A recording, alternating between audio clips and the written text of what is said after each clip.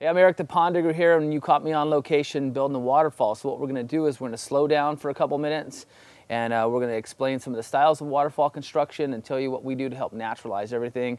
Hopefully show you a few things along the way to help you build your waterfall in a more natural feel. If you'll see here, we have a lot of our character boulders kind of set in place. They're kind of the framework of the overall waterfall. We still have to build up to the top of it, but we're going to show you step by step kind of which rocks went in first and what we're thinking along the way, so you can kind of get inside of our head, okay? So here we go.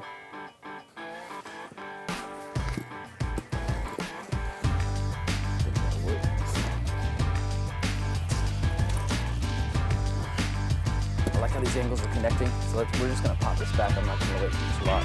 Just let's go back about an inch. That's it, hold on. Okay, let's talk about the base of the waterfall. We always start from the bottom up, of course, so we can do some stacking of rock. This particular pond, water level is going to be just below this stone, within a half inch or so. And what we've done is we've placed these two frame boulders here as the basis of everything.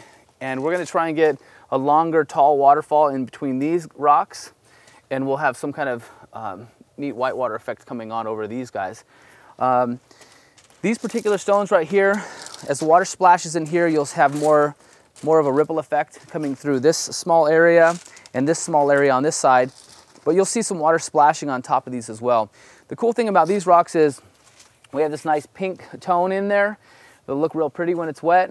Also, you'll have a lot of the wildlife will be landing on here, and birds bathing on this and bathing in on this area, because you'll have water coming in, splashing on top of this and on top of this, but the actual water level will be below this rock.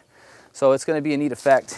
I did this rock to kind of break things up and push water in both of these directions. Of course, water's going to be splashing on this and dripping down, but you'll see a lot of movement in these two particular areas. Okay, so what's the objective here? Right here. I want to get it nice and level like this. Oh, like that, straight. Yeah.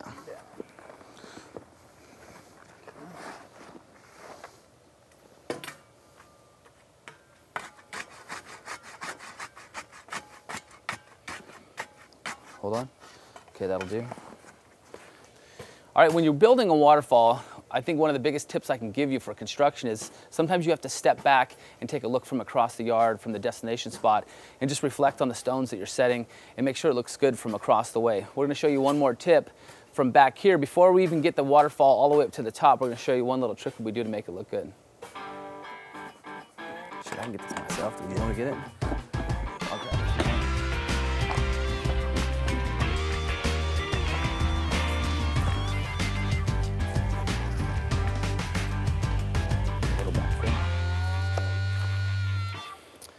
So just one simple rock like this, a nice sized character boulder behind the waterfall box that is, it gives it a little more dimension. So setting a big rock like this behind the waterfall from the very get-go helps you set up the composition for your waterfall. Hey, take a look at how much extra liner we have on this waterfall. Oftentimes I see people use too small of a piece of liner. It doesn't give them enough room to set character boulders outside the waterfall. If you build it in too close and put a plant there, the waterfall disappears real quickly. By giving ourselves a lot of extra slack like this, it allows us to place nice character boulders here and not overpower this waterfall. So that's one tip I wanted to make sure you got right here, is use plenty of extra liner, because we can always cut it and we can backfill to this later. So this rock right here I want to talk about for a second. This rock, it's a heavy one. It was problematic. I set it probably 3 or 4 times before I really liked the way it was coming out. So I want you to be aware of that. You might set a stone. If you don't like it, contemplate it and move it if you have to. Move it in several locations until you get the right spot. This rock might look good 6 different ways to Sunday, you know, but take your time and set it in a couple spots. You might find it looks better on this side of the waterfall than that side of the waterfall. I don't know if you noticed, but we set this waterfall stone differently earlier in the video, and we took the time to reposition it, because after I looked at it for half an hour, I wasn't real happy with it.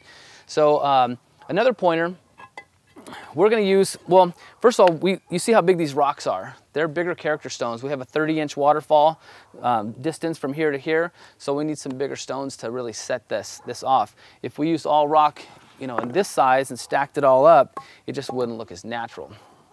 Remember, in the wild, or in nature, if you go out walking around in some streams and waterfalls, you'll find that most of the small stuff's been knocked away and the big stuff kind of frames in waterfalls.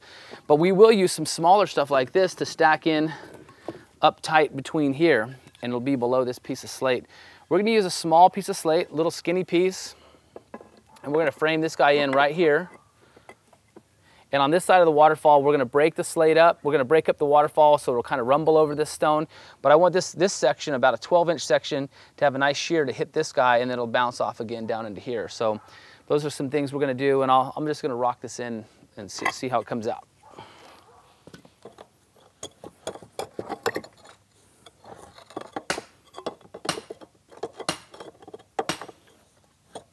As you can see, I just moved this rock into the position where I needed it on the slate.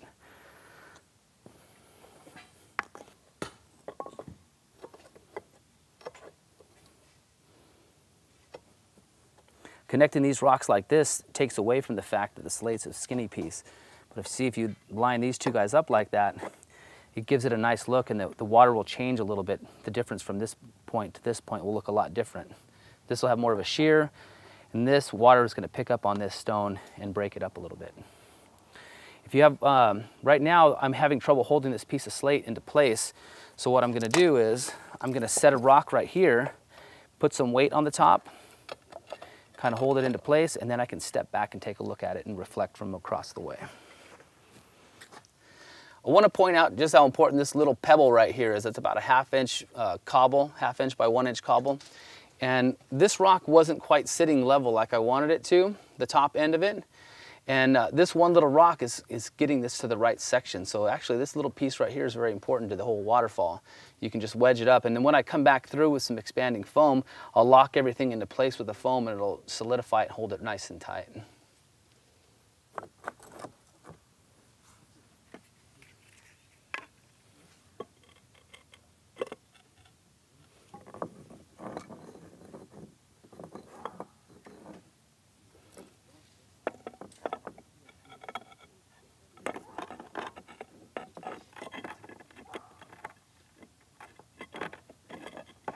On your spillway stones, you want to throw a level on here and make sure you have it nice and equal like that.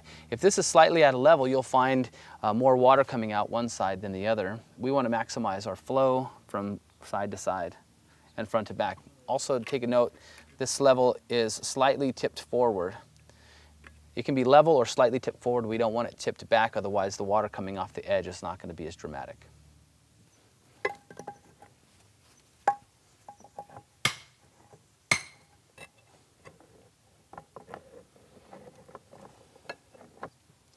So take a look at the face of this right now.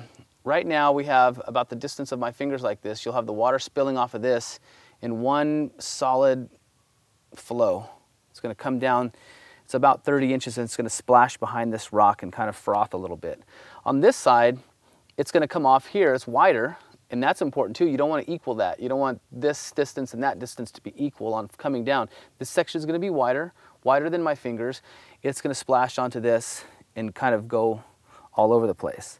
One cool thing is this is going to shear from this point to this point, but one simple cobble like this sticking out past, once I rock it all in and foam it in place, one cobble like that is almost like putting your finger through it, and you'll have a kind of a shear on this end and shear on this end, and it'll be broken right in the middle. It'll give it a nice different look.